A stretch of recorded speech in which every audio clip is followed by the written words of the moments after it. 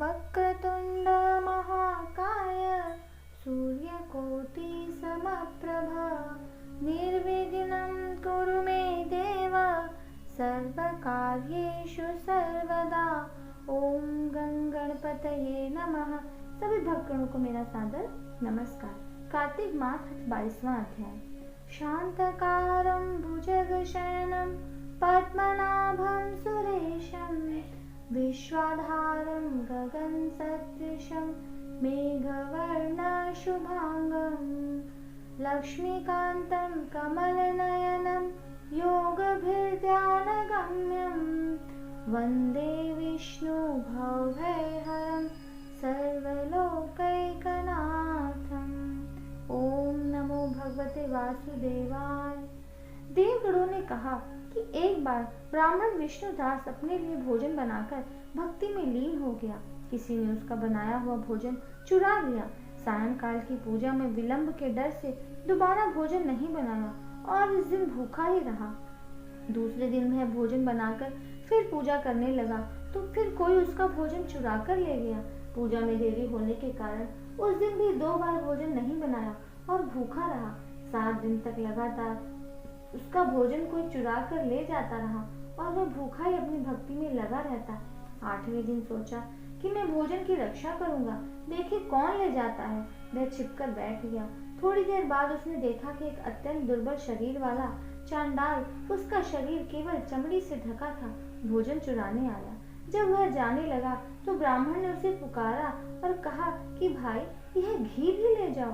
चंडाल ब्राह्मण को देखकर डर से दौड़ा, जिससे वह गिर पड़ा और मूर्छित हो गया। विष्णुदास अपने वस्त्रों से हवा करने लगा। मूर्छा उतरने पर वह चांडाल अपने रूप को बदलते हुए शंख चक्र गदाधारी विष्णु के रूप में प्रकट हुआ।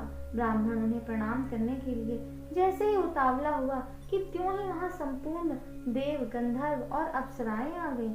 नित्य रूप संगीत होने लगा। विष्णु भगवान ने अपना स्वरूप ब्राह्मण को प्रकट कर उसका आलिंगन किया और दिव्य विमान में बैठाकर उसे बैकुंठ ले गए। दिव्य विमान में ब्राह्मण को विष्णु के साथ जाते हुए चोर राजा ने भी देखा। उसने अपने गुरु आचार्य मुद्गल को कहा कि मैंने जो यज्ञादि किए हैं ये सब व्यर्थ हो गए। जितनी दान दक्षिणा मैंने ब्राह्मण को दी वह असफल हुई। मुझे विष्णु भगवान के दर्शन नहीं हुए। विष्णुदास ब्राह्मण ने केवल श्रद्धा से भक्ति की। उसके प्रभाव से विष्णु भगवान ने आकर उसको दर्शन दिए। इसलिए भक्ति ही सर्वोपरि है। मुझे विष्णु भगवान के दर्शन के लिए राजकाज त्याग कर भक्ति करनी चाहिए। राजा के कोई पुत्र न होने के कारण उसने अपने भांजे को राजगद्दी का अधिकारी बना दिया और आप विष्णु भगवान की भक्ति करने लगा। बहुत काल तक भक्ति करने के बाद भी जब विष्णु ने दर्शन नहीं दिए तो वह अग्निकुंड में ही कूद पड़ा। अग्नि में प्रकट होकर विष्णु भगवान ने राजा को गोदी में उठा लिया और कहा कि मैं तेरे त्याग और भक्ति से बहुत प्रसन्न हूँ। उसका आलिंगन करके उसको दिव्य विमान में अपने साथ वैकुंठ लोक ले गए।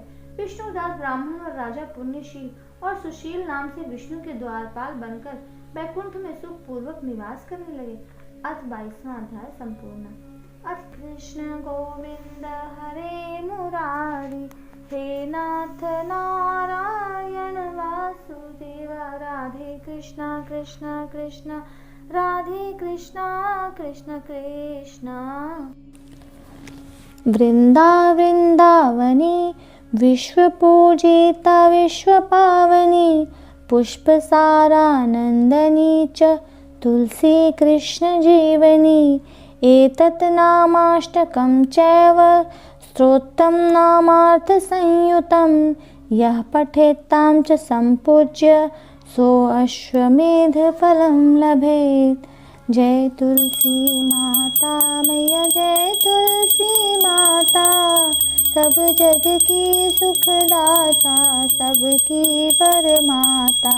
जय जय तुलसी माता सब योगों से ऊपर सब रोगों से ऊपर रुज से रक्षा करके सबकी भवत्राता।